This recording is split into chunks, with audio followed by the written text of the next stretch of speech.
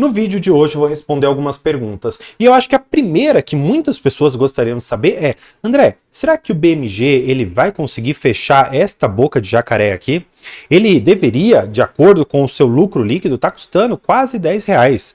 E, na verdade, hoje ele está aqui muito mais próximo dos 4, ou seja, nós temos uma distância muito grande para ser fechada aqui. Mas, claro, essa daqui é uma das tantas coisas que eu quero tratar com vocês nesse vídeo.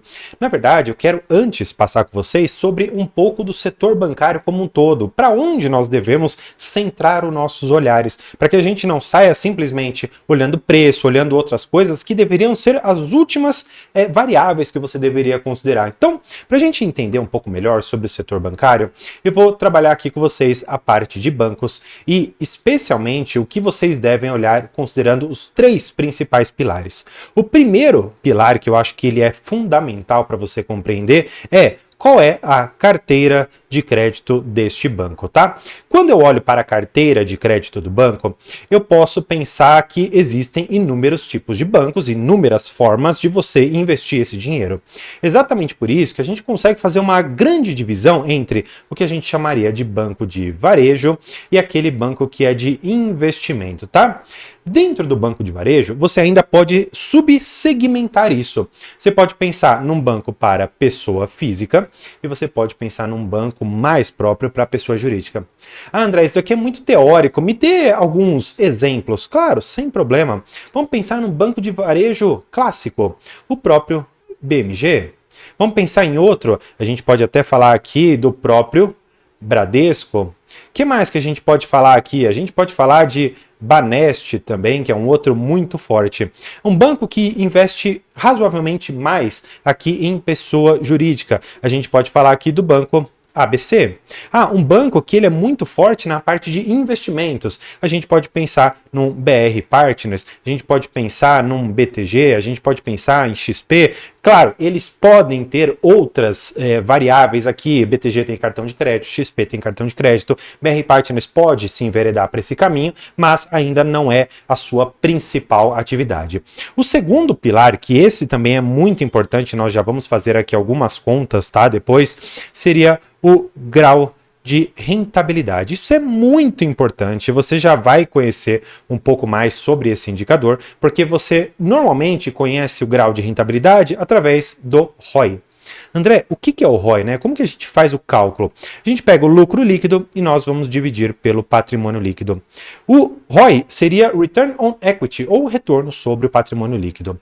Dentro dos bancos, esse indicador ele é muito interessante porque o banco não tem dívida. Diferentemente de ele ser alavancado, são coisas completamente diferentes, porque o banco pega os R$100 que você emprestou para ele, separa 20 por conta do acordo de Basileia e os outros 80 ele empresta para o mercado dinheiro que não é do banco. Claro, os sócios inicialmente colocaram dinheiro para o banco começar as operações, para poder emprestar o primeiro valor. Agora, o resto é só alavancagem em cima de alavancagem. Só que você há de concordar comigo que o dinheiro que eu coloquei ali, eu como sócio, o lucro que está vindo, ele é limpo, ou seja, é um lucro que ele não vou ter que pagar dívida, não vou ter que pagar outros credores, porque o próprio banco já é o credor. E esse indicador é bom para a gente visualizar se em relação a outros bancos ele é melhor, ou seja, se a carteira de crédito dele é melhor ou não, se ele está conseguindo cobrar melhor ou não, se inúmeras outras coisas que impactam o ROI estão sendo boas ou ruins.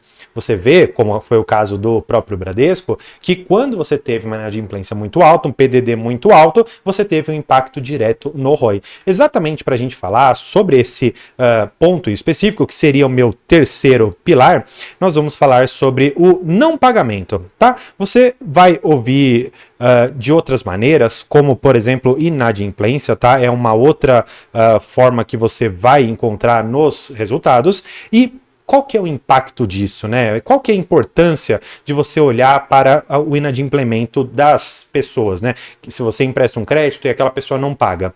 O banco, ele tem que fazer uma provisão para devedores duvidosos. E o que acontece? Quando eu te falei, entra aqueles R$100 no banco, uma parte vai para a Basileia, que seria, vamos dizer assim, a segurança que o banco não vai quebrar, e o resto ele pode emprestar, tá bom? O que acontece? Quando você tem esse PDD, por conta de a Basileia exigir que você faça provisão, uma parte, ou seja, você poderia emprestar 80, agora você só vai poder emprestar 70. Por quê? Porque você vai ter que colocar a PDD aqui embaixo e colocar depois só os 70 para empréstimo. Se você não tivesse essa PDD, você poderia, por exemplo, emprestar 80 e só ficar com 20 ali como provisão, tá bom? Para você realmente ter todo o acordo de Basileia de acordo com o que as normas estabelecem, tá? Bem, depois que você entendeu isso aqui, eu gostaria de passar algumas outras visões. Primeira delas, se você já tem um banco na carteira, então você tem, por exemplo, o Sambi 11, ou você já tem o BMG em carteira. Tá bom, eu nunca olhei nada, eu só olhei por dividendos, olhei por preço e não olhei mais nenhum indicador. O que eu faria? Eu olharia primeiro para qual é o grau de inadimplência que os clientes desse banco têm. Por quê? Porque a inadimplência vai impactar diretamente na carteira de crédito. E você há de concordar comigo que se você tem mais pessoas que estão inadimplindo, ou seja, elas não estão pagando o crédito que elas pegam, você não vai conseguir emprestar mais tanto dinheiro. Consequentemente, o seu ROI também vai cair. André, vamos fazer algumas contas para a gente conseguir entender um pouco melhor essa dinâmica toda. Maravilha. Vamos imaginar, e aí é um exemplo que é bastante tranquilo da gente perceber, que o ROI, como eu falei para vocês, só voltando nessa métrica, é o lucro líquido dividido pelo patrimônio líquido. Vamos imaginar um caso, por exemplo, em que um banco ele teve 100 milhões de lucro. Legal. E ele tem um patrimônio líquido de 10 milhões. Significa, nesse caso, que o meu ROI é de 10%. Ah, mas aí aconteceu, como foi o caso do Bradesco, em que ele teve que provisionar muito. E aí ele não conseguiu pegar o dinheiro de volta, a carteira dele ficou bastante problemática, a pessoa física também começou a não andar bem e o banco ele teve um lucro menor. O que acontece? O patrimônio líquido do banco ele se mantém o mesmo. Esses 10 milhões. Entretanto, vamos imaginar que o seu lucro caiu para 70 milhões. Nesse caso, o ROI ficou aqui em 7%. Só essa diferença aqui que eu estou te mostrando, de 3%, ela é o suficiente para a gente perceber se se trata de um bom banco de investimento ou não, se é um banco razoável para você colocar o seu dinheiro. Porque quando você olha para o mercado, você tem outras ações, outros fundos imobiliários, você tem até mesmo a renda fixa que você pode colocar o seu dinheiro. Ou seja, quando você tem um banco que retorna menos do que a taxa livre de risco, que seria a própria Selic, talvez não seja o melhor investimento. E claro, nós vamos tratar tudo isso no slide que eu preparei aqui para vocês sobre o banco BMG. Então, vamos começar aqui porque tem muita coisa legal para a gente trabalhar, tá bom? A primeira coisa que eu quero trazer com vocês é realmente a parte da carteira. Lembra que eu te falei que existem pilares? Esse daqui é o primeiro pilar que a gente pode colocar. Então, vamos lá. Vamos conhecer a carteira de crédito. Muito forte na parte de varejo. Tá, mas que tipo de varejo? Nós vamos lá para essa parte que é uma quebra da carteira de crédito. Nesse laranja, a gente pode ver o consignado. Mais da metade da carteira dele está em consignado. Ou seja, dos 24 bilhões de reais que ele tem na carteira de crédito, 14 estão na parte do consignado. Isso lá em 2023. Só que essa dinâmica não mudou nada desde então. Ela inclusive até aumentou, porque a carteira de crédito subiu aqui praticamente 900 milhões e a parte aqui do consignado subiu mais ou menos 1 bilhão e 300. Ou seja, a parte consignada está ganhando muita força. Por outro lado, a parte de varejo, pessoa física, que eles gostariam de aumentar, eles não estão conseguindo fazer isso de forma tão razoável, tá bom? Tava lá em 3,6 bilhões e agora está em 3,1, então meio que não saiu do lugar. Eles queriam também ir para a parte do atacado, eles tentaram fazer um pouco ali dessa parte de mercado de capitais, derivativos, crédito para algumas empresas, mas parece também que isso daqui não está vingando tão bem, está subindo, mas assim, bem devagar. Então, a primeira coisa que você precisa ver entre esses pilares é que a carteira de crédito tem um problema. Qual que é esse problema? O crédito consignado, ele tem limitação de juros. Por quê? Como que funciona essa dinâmica aqui? Aí eu acho que vale a pena a gente entender melhor. Quando eu empresto o crédito consignado, significa que eu estou pegando aquela pessoa do INSS, um servidor público ou alguém que tem um crédito que vai vir do governo e eu empresto para essa pessoa. Consequentemente, os juros que eu posso cobrar, eles são menores e a lei ela estabelece um teto de juros que você pode cobrar. Só que você há de concordar comigo que você é travado aqui no banco, mas a nossa taxa livre de risco, que seria a Selic, ela não tem uma trava, ela pode ir para 2, como foi na época da pandemia, assim como pode chegar a 15, como é o planejado chegar agora em 2025. Então, quando você tem essa trava, é um pouco complicado de o banco conseguir uma rentabilidade. Por quê? O banco ele precisa ir ao mercado captar dinheiro. Como que ele faz isso? Você abre sua conta e você deposita um dinheiro lá, por exemplo, num CDB do Banco BMG, pagando, por exemplo, CDI mais 1%. Legal, você sabe, portanto, nesse caso, que o custo do banco para captar o dinheiro seria os 15 da Selic, que pode chegar, muito provavelmente vai chegar, mais 1%. Ou seja, significa que o banco vai ter que pagar 16%. Só que ele precisa rentabilizar acima disso. Mas nós sabemos que a parte de consignado tem um limite de juros que pode ser cobrado. Exatamente por isso que o banco acaba, nesses cenários de crédito mais dificultado e tudo mais, acaba sendo muito penalizado, tá bom? Bem, a gente já entendeu o primeiro pilar. Agora, vamos para o segundo pilar, que é igualmente importante. Esse seria o segundo pilar, e nós vamos falar aqui sobre o grau de rentabilidade do banco, que é medido pelo ROI. Você vai ver esta sigla aqui, o ROI. Nós podemos ver nessa linha alaranjada aqui que ele fica nessa casa de mais ou menos uns 11%. Ficou aqui 11 nesse último trimestre, tá bom? 10, praticamente 10, subiu bem no quarto trimestre lá e aqui não foi tão interessante, né? 7,6. E o que acontece, né? Só lembrando um fato histórico interessante, aqui no segundo trimestre de 2023, o banco ele deu um prejuízo. E o que acontece? Eu saí do banco aqui, exatamente no valor de R$ 2,50 por cada ação. E o que acontece? Bem, o resto é só história, porque o banco chegou a mais de R$ 4,00, pagou mais de 20% de dividendo e eu não aproveitei nada disso. Quem quiser deixar um comentário me zoando aqui, falar que eu fui mão de alface, sardinha, pode deixar que aqui a gente considera tudo uma brincadeira, tá? Agora, quando eu te falei que você tem o ROI, que é a taxa de rentabilidade, o grau de rentabilidade, significa que eu preciso comparar isso com alguma coisa. Normalmente o pessoal compara com uma Selic, compara com outras ações, compara com outros fundos imobiliários e vê o que está pagando melhor. Para fazer essa comparação, eu decidi trazer o CAPM, que é uma fórmula que você vai ver aqui, que é um modelo de precificação de ativos financeiros.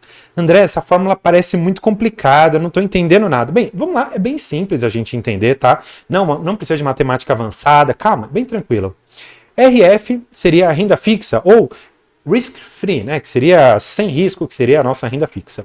O beta seria uma variação que o próprio BMG tem em relação ao índice Bovespa, e o RM seria o retorno de mercado.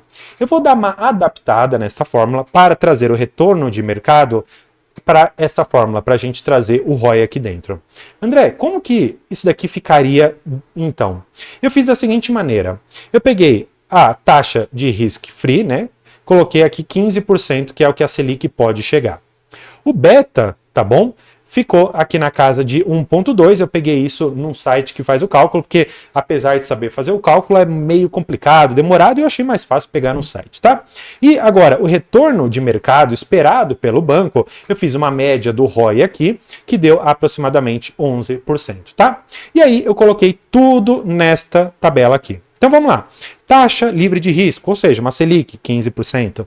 Taxa de mercado, 11%. O beta, 1,2%. O que acontece? Nesse caso, de acordo com a fórmula, significa que em 2025, o banco, de acordo com essa taxa de risco, com esse retorno que ele traz, é esperado um retorno de 10,2% do banco, seja em ordem de dividendo, seja em ordem de cotação, tá? Aqui é uma fórmula que a gente pode mais ou menos entender como retorno geral esperado. Claro, é uma forma bastante simples da gente precificar o ativo, mas pelo menos é uma das maneiras que a gente pode pensar. Eu fiz um exercício com vocês e abaixei a taxa de juros, tá bom? A taxa livre de risco eu abaixei para 8%, ou seja, a nossa renda fixa eu abaixei para 8% ao ano e mantive os demais itens. Nesse caso aqui, o CAPM, ou seja, o retorno esperado, ficaria na casa de 11%. O que a gente pode tirar daqui? Significa para esse banco que enquanto o seu retorno de mercado, ou seja, o seu ROI, permanecer na casa de 11, 10%, nós não vamos ter um retorno tão alto aqui embaixo.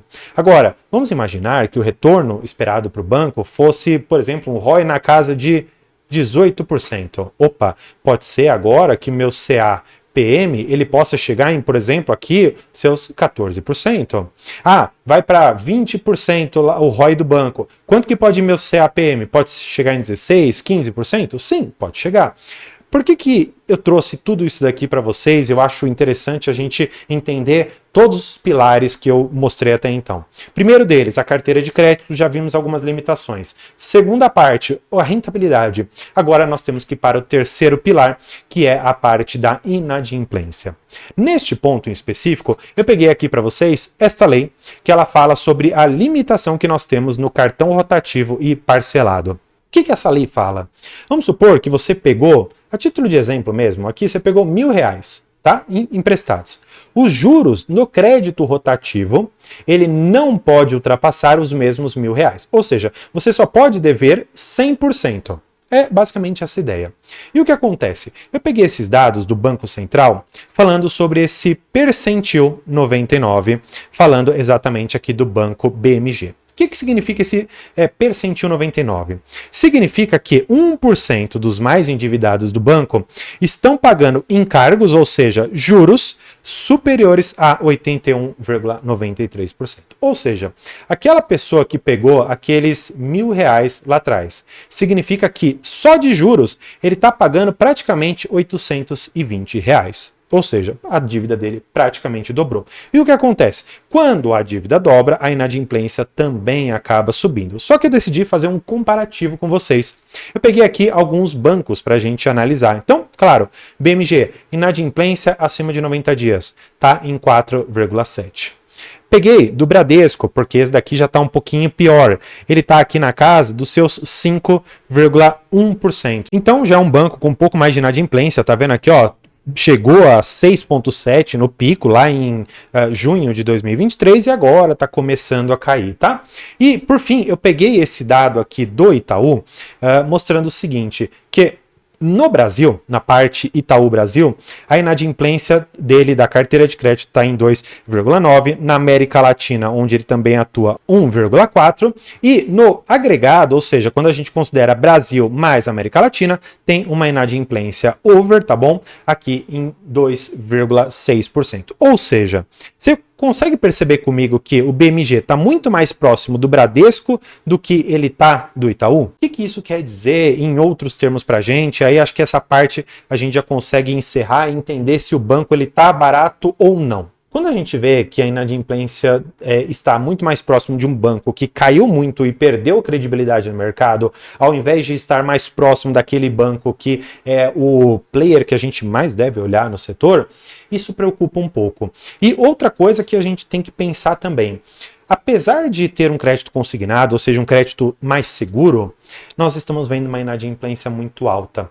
O que será que isso quer dizer? Será que as pessoas, especialmente ali que receberam ou recebem o valor de INSS ou outro benefício previdenciário, essas pessoas estão pegando crédito e não estão conseguindo pagar?